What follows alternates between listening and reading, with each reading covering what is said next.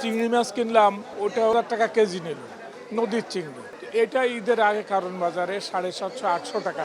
পালা মাছের যে দাম চাইতে আছে, যেটি 250-300 টাকা কিনছি, এটি 500 টাকা করে কিনছি। ট্যাংরা নিল 600 টাকা কেজি, আর ওইটা 500 টাকা চাইছে। জেতা মাছ দিয়েছি আর কি, সেই হিসেবে একটু দাম বেশি। ঈদের আগে আমরা চিংড়ি মাছগুলো 600 টাকা সাধারণত মহাখালীতে কিনতে পাচ্ছি, কিন্তু কারণ বাজারে সেটা 750-800 টাকা। অন্যান্য মাছের ক্ষেত্রে আমরা তা দেখলাম যে মাছ 300-250 টাকা, সেখানে 350 বা 400 টাকা। তুলনামূলকভাবে আমার কাছে কিছুটা বেশি মনে হচ্ছে কারণ বাজারে। তো এখানে এসে আমরা মানে একটু নিরাশ হচ্ছে ক্রেতারা।